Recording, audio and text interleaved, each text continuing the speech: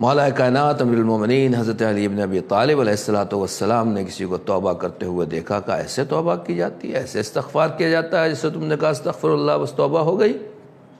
نہیں، آپ نے فرمایا کہ توبہ کرنے کے لیے 6 باتوں کا ہونا ضروری ہے۔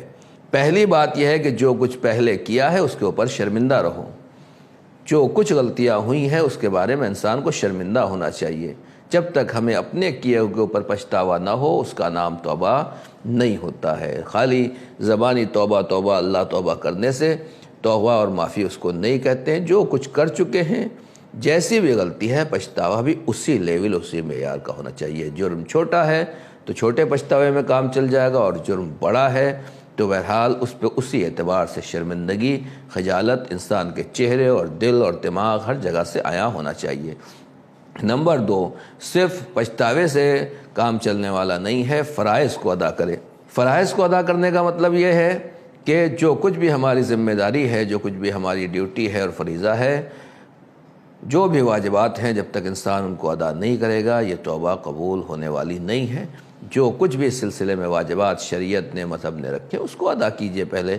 نمبر 3، مستقبل میں گناہ نہ کرنے کا ارادہ ہو، عزم ہو پختہ کہ اب یہ غلطی دوبارہ نہیں ہوگی، یا اسی طریقے سے دوسری غلطیاں بھی، دوسرے گناہ میں نہیں کروں گا۔ اگر ذہنوں میں خیال ہے، ارادہ ہے کہ نہیں ٹھیک ہے اس سے تو ہم معافی مانگتے ہیں لیکن آگے جو کچھ بھی ہوگا دیکھا جائے گا، ایسی چیز کا نام توبہ نہیں ہے۔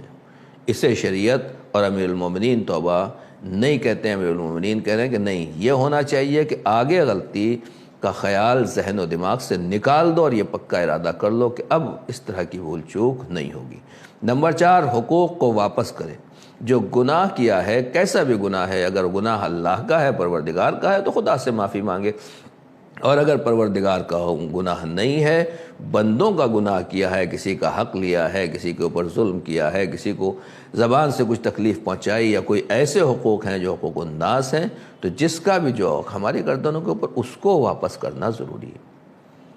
خالی یہ سوچا کہ فلاں کے ساتھ ہم نے زیادتی کر دی، کچھ ایسا معاملہ کر دیا لہذا اللہ توبہ خدا معاف کرے، نہیں، اس سے کچھ ہونے والا نہیں ہے۔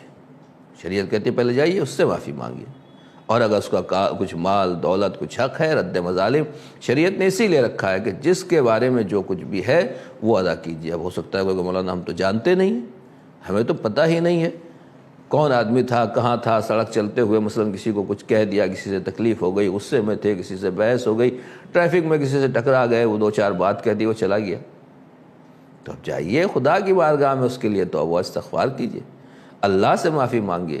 کسی کا حق لیا ہے، اگر وہ آدمی نہیں مل رہا ہے تو اس کی طرف سے اتنا مال صدقہ دیجیے۔ جب تک یہ رد مظالم نہیں ہوگا، اس طرح کے حقوق ادا نہیں ہوں گے، پروردگار معاف کرنے والا نہیں ہے۔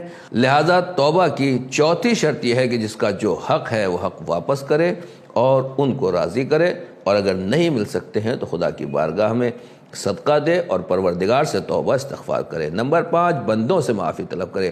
صرف حق ادا کر دینا کافی نہیں ہے، بلکہ حق ادا کرنے کے ساتھ ساتھ ضروری ہے کہ ان سے سوری بھی بولے، ان سے معافی بھی مانگے، اور ان کو راضی کرے کہ بھائی دیکھیے مجھ سے اس وقت غلطی ہو گئی تھی، شرمندگی ہے۔ دنیا میں آدمی اگر معافی مانگ کے ایک دوسرے سے راضی کر لے تو اس میں کوئی انسلٹ نہیں ہے، کوئی توہین نہیں ہے۔ آخرت میں جہاں جناب آدم سے لے کر قیامت تک کے سب لوگ ایک میدان میں لائن سے کھڑے ہوں گے، وہاں اگر کسی کے سامنے معافی مانگنا پڑے گا تو وہ بڑا مشکل ہوگا، اور وہاں کوئی معاف کرنے والا نہیں ہے۔ ہر آدمی چاہے گا کسی نہ کسی طریقے سے 2-4 نیکیاں اس کو مل جائیں، 2-4 گناہ اس کے ختم ہو جائیں، لہذا وہاں کوئی معاف کر دے گا اس کا ایسا چانس نہیں ہے، اور بہت مشکل کام ہے۔ لیکن اس دنیا میں آدمی کسی سے بھی کہے گا کہ پلیز غلطی ہو گئی، معافی چاہتا ہوں، بہرحال اس وقت یہ تھا وہ تھا، کسی نہ کسی بہانے سے بہرحال انسان اپنے گناہوں کو معاف کرا سکتا ہے۔ نمبر 6، اور اپنے کو اطاعت خدا میں اسی طرح مصروف کرے جس طرح سے کل گناہوں میں لگا ہوا تھا،